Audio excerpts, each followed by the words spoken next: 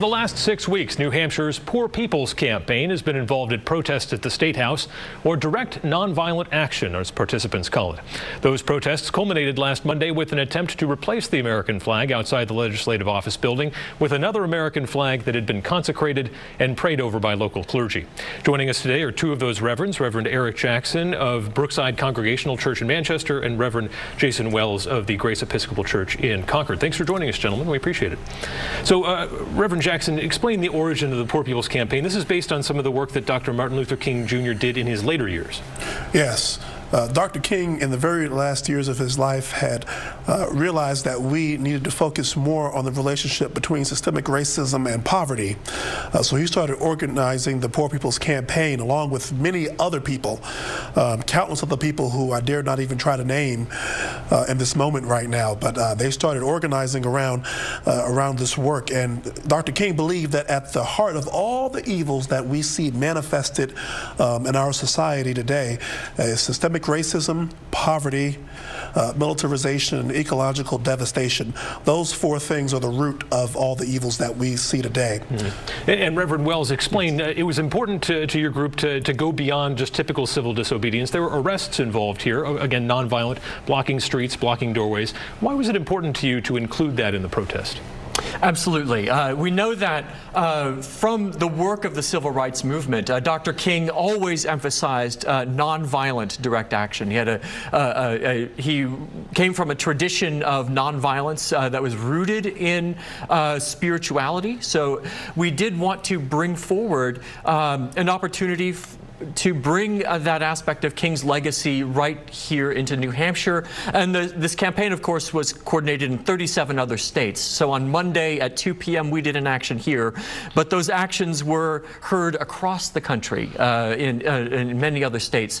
We wanted to bring that in some ways because I have actually gone to a lot of prayer vigils for different causes. I've gone to rallies, I've gone to marches for things, and there are many people who've come and told their stories of how they're affected by poverty and yet continue not to see change despite all the rallies and things we've done. I think this was a way that we wanted to help elevate the message of those who are impacted by poverty, those who are affected by racism, and those stories have gone unheard and untended to. And through the act of civil disobedience, we've brought new attention and new focus to those stories of people who are affected. And Reverend Jackson, what in your opinion does need to change here in New Hampshire? I think, it's very clear and evident that systemic racism is a problem here in the state of New Hampshire. When you have a young man a young boy actually, not even a young man, a young boy who has a rope put around his neck, that's problematic, and school children sitting there laughing.